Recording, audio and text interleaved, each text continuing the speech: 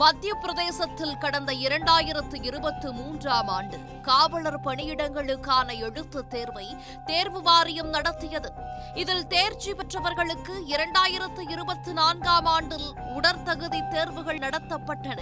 இதன் முடிவுகள் அறிவிக்கப்பட இருந்த நிலையில் இந்த தேர்வுக்காக எடுக்கப்பட்ட வீடியோவில் சில குழப்பங்கள் இருப்பதை அதிகாரிகள் பார்த்துள்ளனர். இதில் தேர்வு எழுதியவர் ஒருவராகவும் உடல் தகுதி தேர்வில் அதே பெயரில் வேறு ஒருவர் இருப்பதும் கண்டுபிடிக்கப்பட்டது. இதையடுத்து நடத்தப்பட்ட விசாரணையில் பல திடுக்கிடும் தகவல் வெளியாகி அதிர்ச்சியை ஏற்படுத்தியது. மத்திய பிரதேசத்தில் காவலர் பணியிடங்களுக்கான தேர்வுகள் அனைத்தும் ஆதார் அட்டையை அடையாளமாக வைத்தே எழுதப்பட்டு வருகின்றன. இதன் மூலம் மோசடி செய்து பணத்தை ஈட்ட கும்பல் ஒன்று திட்டமிட்டுள்ளது. இதன்படி ஆள்மாறாட்டம் செய்து எழுத்துத் தேர்வு எழுத வைக்க அவர்கள் திட்டமிட்டுள்ளனர். இதற்காக ஆதார் அட்டையில் ஆள்மாறாட்டம் செய்யும் நபர்களின் கைரேகையை பதிய வைத்து அவர்களை வைத்து தேர்வு எழுத வைத்துள்ளனர்.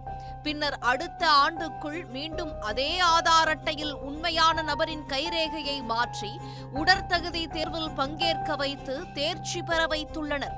இதை கண்டுபிடிக்காமல் இருக்க ஆதார் அட்டையில் தெளிவற்ற புகைப்படங்களை பதிவேற்றி மோசடியில் ஈடுபட்டுள்ளதும் அம்பலமாகியுள்ளது. ஆள் மாறாட்டம் செய்து தேர்வு எழுதும் நபர்களுக்கு 10 லட்சம் ரூபாய் வரை வழங்கப்பட்டுள்ளதும் போலீசார் விசாரணையில் தெரியவந்துள்ளது. இதேபோல் இந்த முறைகேடுகளை செய்யும் கும்பலுக்கு ஒவ்வொருவரிடமிருந்தும் தலா 3 லட்சம் ரூபாய் வரை பெற்றுள்ளதாக போலீசார் தெரிவித்துள்ளனர். தொடர்ந்து நடத்தப்பட்ட விசாரணையில் மாநிலத்தின் பல்வேறு மாவட்டங்களிலும் இதேபோன்ற முறைகேடுகள் நடந்திருப்பது தெரியவந்தது. இந்த முறைகேடுகள் தொடர்பாக இதுவரை 21 வழக்குகள் பதிவு செய்யப்பட்டு 22 தேர்வர்கள் மீது குற்றம் சாட்டப்பட்டுள்ளது. முதற்கட்ட விசாரணையில் தேர்வர்களின் அடையாளத்தை முழுமையாக சரிபார்க்காமல் ஆதார் அட்டைகளில் திருத்தங்களை செய்த விற்பனையாளர்களுக்கும் இதில் தொடர்பிருப்பது தெரியவந்துள்ளது. எனவே அவர்களும் இந்த வழக்கில் குற்றவாளிகளாக சேர்க்கப்பட்டுள்ளனர்.